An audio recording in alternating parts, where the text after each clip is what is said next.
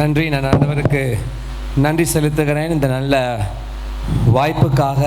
இது ஒரு சந்தோஷமான நாள். விசேஷமாய் என்னுடைய தேசம் சார்பாகவும் எங்களுக்கு கடவுள் கொடுத்த ஊழியமாகிய ரோஸ் ஆஃப் ஷாரன் மினிஸ்ட்ரி சாரோனின் ரோஜா ஊழியம் சார்பாகவும், அதோடு கூட என்னுடைய குடும்பம் சார்பாகவும் என்னுடைய தகப்பனை நான் அன்போடு கூட இந்த 25 வாழ்த்தி வரவேற்று என்னுடைய முழு உள்ளத்திலிருந்து நான் உங்களை ஆசீர்வதிக்கிறேன். டெபோரா அம்மா, அதே போல் போதகர் சியோன் டேசி அவர்கள், போதகர் டேனியல் அவர்கள், அவர்களை பெற்றெடுத்த பிள்ளைகள், அப்படியாக சபை எல்லாரையும் என்னுடைய முழு மனதோடு கூட நான் இந்த 25 வருடத்தில் நான் ஆசீர்வதிக்கிறேன். இந்த கால வேளையில் ஆண்டவர் உணர்த்ததை தைரியமாய் பேசுகிறேன். இப்போ பைபிளிலிருந்து நான் ஒரு காரியத்தை சொல்ல விரும்புகிறேன். தாவீதின் கூடாரம் ஊழியத்துக்கு சொல்ல விரும்புகிறேன். அதே போல் ஆவிக்குரிய அநேக பிள்ளைகள் இருக்கிறாங்க, சொல்ல விரும்புகிறேன். இப்போ போதகரை குறித்து அநேக அருமையான தாய் அவங்களோடு கூட கதைக்கிற ஒரு சந்தர்ப்பம் கிடைத்தது. நிறைய விஷயம் பாஸ்டர் தெரியாதது என்கிட்ட சொல்லிட்டாங்க. அவங்க ஒன்று சொன்னாங்க, அக்னிக்கு பிறந்தது அக்னியாக தான் இருக்கும். இப்போ அதே போல் மற்ற போதகர்மார்கள், அருமையான தம்பி நம்ம கீபோர்டிஸ்ட் அழகாக காரியங்களை சொன்னார். இதெல்லாம் எங்கே இருந்தப்பா வந்துச்சு? அவரும் நம்ம மாதிரி ஒரு மனுஷன் தானே, கொஞ்சம் வேதத்தை புரட்டி பார்த்தா தான் தெரியும். ஏன்னா அவருக்கு இந்த பேரை உச்சரிக்கிறதுல எனக்கு ஒரு சின்ன பிரச்சனை இருக்குது. அதனால என் குடும்பம் அங்கே இருக்குது, அதனால் சொல்லி காட்டுவாங்க, பேச சொல்ல மாட்டேங்கிறீங்க. மெல்கிதேசேக், சரியா சொன்னா சார்? மெல்கிசேதேக் ஏதோ வச்சுக்கொள்ளுங்க. யார் இவர்கள்? யாரப்பா இந்த மெல்கிதேசேக்? இதுதான் பைபிள்.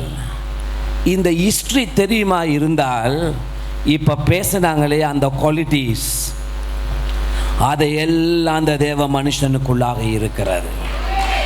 இதை சாதாரணமாக நினைக்காதீங்க தேவ பிள்ளைகளே. சில சரித்திர உண்மைகளை நான் தெரிந்தபடியினாலே, உங்களுக்கு தெரியும் இஸ்ரேலை குறித்து நான் இந்த இடத்துல அநேக வருடங்களாய் கதைத்திருக்கிறேன். நான் இன்னமும் படிக்கிறேன். அதை குறித்து சில காரியங்களை நான் தெரிந்து கொள்ள விரும்புகிறேன். இந்த இஸ்ரேல் தேசத்தில் தான் இந்த குடும்பம் உருவாகினது. எப்போ உருவாகினது இதெல்லாம் பைபிளில் கிடையாது, இது சரித்திர உண்மைகள். சுருக்கமாய் நான் சொல்லுகிறேன். நோவாவுக்கு பின்பதாக ஆண்டவர் நோவாவுக்கு குடும்பத்தை மாத்திரம் ரட்சித்துட்டு மற்ற அந்த அவளையும் ஆண்டவர் அழித்து விட்டார்.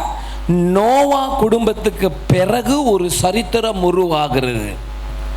அவருடைய மனைவி 3 பிள்ளைகள், அவங்களுக்கு தான் அந்த 3 ராஜ்யம் அப்படியாக உருவாகிறது. அதுக்கு பிறகு எங்களுக்கு தெரியும் எப்படியாக இந்த பிசாசானவன் தேவனுடைய திட்டத்தை இல்லாமல் ஆக்க வேண்டும் என்று சொல்லி அவனுடைய பிள்ளைகள் மூலமாய், சந்ததி மூலமாய், நிம்ரோத் என்று சொல்லப்படுகிற ஒருவன் மூலமாய் ஒரு பாபிலோன் ராஜ்யம் உருவாகினது. அதில் உருவாகினது தான் அநேக ராஜ்யங்கள், அதில் உருவாகினது தான் மத வழிபாடுகள், அதில் உருவாகினது தான் மொழிகள், அதில் உருவாகினது தான் அநேக பால் தெய்வங்கள், இப்படியாக சொல்லப்படுகிறது. ஆனால் நன்றாய் தெரிந்து கொள்ளுங்கள், நோவாவுக்கு பின்பதாக ஒரு சந்ததி தன்னை வேறு பிரித்து கொண்டு இந்த உலகத்தோடு கூட நாங்கள் சேரக்கூடாது, இவர்கள் தேவனை வழிபடுகிறார்கள், அவர்கள் வெளிப்படுகிறது சரியான முறை அல்ல,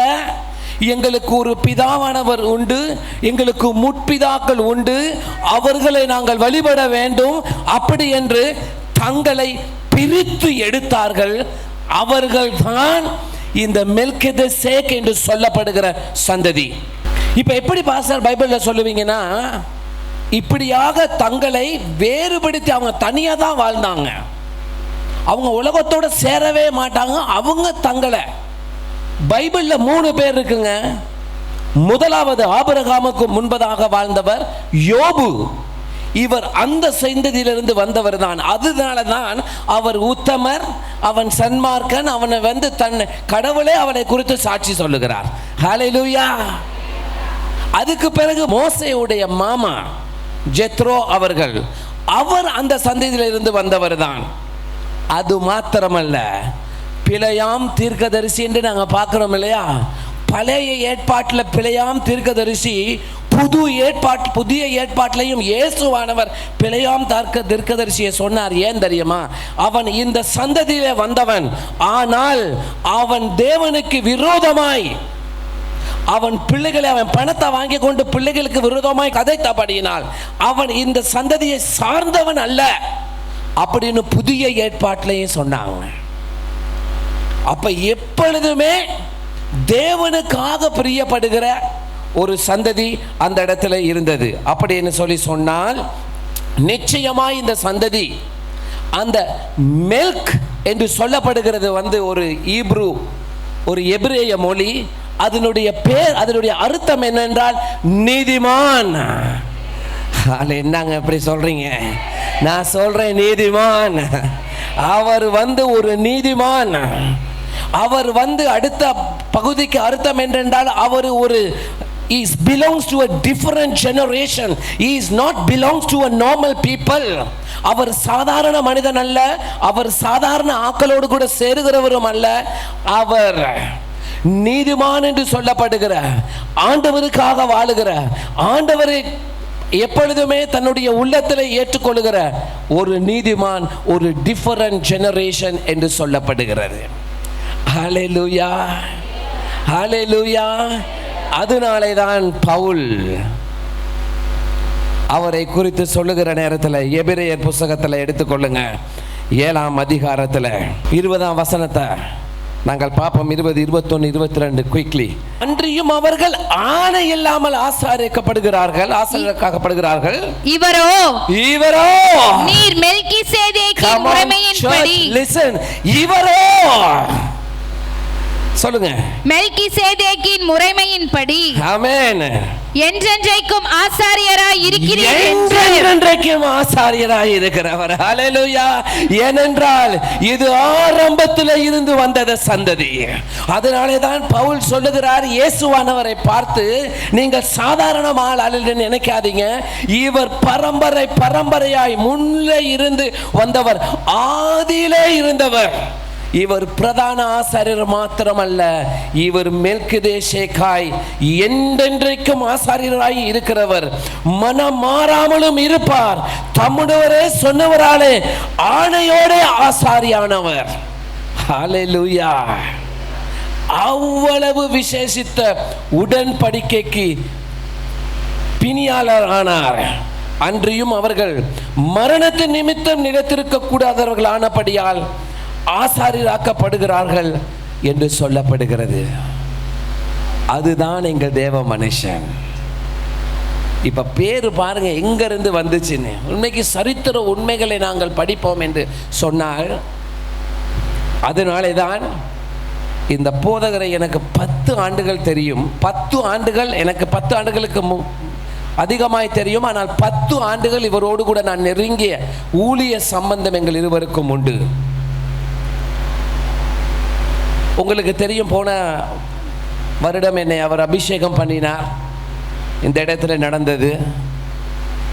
ஆனால் இன்னைக்கு இலங்கையில் நாங்கள் செய்கிற ஊழியத்தில் நான் எவ்வளவோ இந்த பயணம் அநேக போதகர்மாரோடு போயிருக்கிறேன். பெரிய பெரிய போதகர்மாரோடு கூட எனக்கு ஐக்கியம் உண்டு, தேவனுக்கு மகிமை உண்டாவதாக. ஆனால் இந்த மெல்கிசேதேக் என்று சொல்லப்படுவர் ஒரு ஆசாரியரானபடியினால், அந்த தேவ திட்டத்தை செய்கிறபடியினாலே தான் இந்த தேவ மனுஷன் இலங்கைக்கு வந்தது. இந்த தாவீதின் கூடாரத்தை உருவாக்குவதற்கு அல்ல, ஆனால் அவர் மாதிரியே ஒரு தேவ மனுஷனை உருவாக்கி அநேக சபைகள் போஷிக்கும்படியாய், அநேக சபைகள் உருவாக்கும்படியாய், அநேக ஊழியர்கள் எழும்பும்படியாய் அவர் இந்த தேசத்திலும் பல தேசத்திலும் என்னென்ன செய்கிறாரோ அதே இலங்கை தேசத்தையும் செய்ய வேண்டும். அதற்காக தான் எங்கள் ஊழியத்தை தாங்கி எங்களை வழிநடத்தி இன்னைக்கு ஆண்டவர், நீங்கள் பார்த்துருப்பீங்க, இந்த வருடத்திலே நாங்கள் 2 ஊழியம் விசேஷமாய் கொழும்பு தேசத்தில், கொழும்பு பகுதியில், வெறும் கஷ்டமான பகுதியில் நாங்கள் செய்தோம்.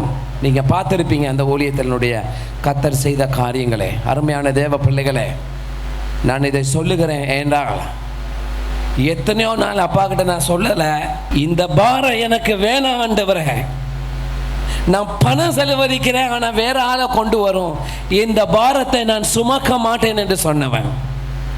ஆனால் ஒவ்வொரு பயணமும் நான் அந்த ஜெபத்தை செய்யும் போதெல்லாம், அப்பா என்னோடு கூட இருந்து, செய்யுங்க அண்ணா, இப்படி பண்ணுவாண்ணா, இப்படி செய்யுங்க அண்ணான்னு சொல்லி என்னை தைரியப்படுத்தி, என்னை பலப்படுத்தி, தகப்பனாய் இருந்து இந்த ஊழியத்தை செய்து வருகிறாரே, ஆண்டவருக்கு எவ்வளவு மகிமைப்படுத்த வேண்டாம். ஹல்லேலூயா. நல்லா கைகளை தட்டி ஆண்டவரை மகிமைப்படுத்து. நான் கடைசியாக சொல்கிறேன், 2 விஷயம் நான் இவர்கிட்ட கற்றுக்கிட்டேன். இப்போ கிட்டத்தில் இதை சொல்கிற நேரம் சபை பார்ப்போம் எவ்வளோ நீங்கள் படிச்சிருக்கீங்கன்னு. 1, தகப்பனே, என்ன பாஸ்டர், ஒரு தகப்பன் இருக்கிறாரு, ஆனால் 2வது தகப்பன், தகப்பனே தகப்பனே, எத்தனை அத்தியாயம் அதை நான் விடவே இல்லை. 2வது விஷயம், ஒரு தீர்க்கதரிசி இருந்தபடியினால அவன் தப்பிக்கொண்டான். ஹல்லேலூயா, ஹல்லேலூயா. ஒரு தீர்க்கதரிசி சபையிலே இருக்கிறபடினாலே, ஒரு தீர்க்கதரிசி குடும்பத்திலே இருக்கிறபடினாலே, ஒரு தீர்க்கதரிசி உங்களுடைய தொழிலிலே, உங்கள் பிசினஸ்ல, உங்களுடைய திருமண வாழ்க்கையிலே இருப்படினாலே, நீங்கள் எல்லா பிசாசினுடைய ஆதிக்கத்துக்கும் அந்தகத்துக்கும் எல்லா பொல்லாத கிரியைகளுக்கும் ஆண்டவர் எங்களை தப்புவிக்கிறார். ஹல்லேலூயா. நான் ஆண்டவருக்கு நன்றி செலுத்துகிறேன். இப்படியாக எங்களை தெரிந்து கொண்டு இந்த தேவ மனுஷனோடு கூட வைத்து இந்த ஓட்டத்தை ஓடும்படியாய், இந்த மெல்கிசேதேக் குடும்பத்தோடு கூட, இந்த சந்தோஷத்தோடு கூட ஓடும்படியாய் வைத்திருக்கிறாரே, எங்களுக்கு எவ்வளவு கிருபை, எங்களுக்கு எவ்வளவு கிருபை. ஹல்லேலூயா. என்னை ரொம்ப பலப்படுத்தின ஒரு காரியம், கொரோனா நாட்கள் 2.5 ஆண்டுகள் நான் வெளிநாடு பயணம் போகலை. நான் இலங்கை தேசத்தை விட்டு ஏர்போர்ட் பக்கத்தில் கூட போகலை. ஏனென்றால் நான் அடிக்கடி வெளிநாடு போவது உண்டு. ஆனால் எல்லாமே ஒதுக்கி விட்டு போயிட்டேன். அந்த கொரோனா நாட்களிலும் என்னை பார்ப்பதற்காக இலங்கையை நோக்கி வந்த தேவ மனுஷன். ஏர்போர்ட்டில் வரையலுமா, PCR, அந்த 6 இந்த 6ன்னு எல்லா ரெகுலேஷனையும் போட்டு இந்த தேவ மனுஷன் என்னை பார்க்கும்படியாய், என் குடும்பத்தை பார்க்கும்படியாய் வந்தவன். ஹல்லேலூயா.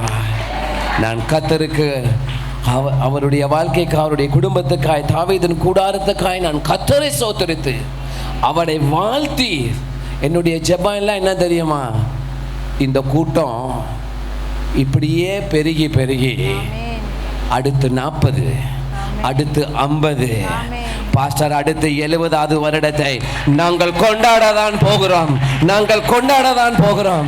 அது தேவனால் வருகிற காரியம். நிச்சயமா இந்த காரியத்தை சொல்லி செய்வோம் என்று சொல்லி கர்த்தர் உங்களை ஆசீர்வதிப்பார் என்று சொல்லி நான் விடைபெறுகிறேன். நன்றி. God bless you.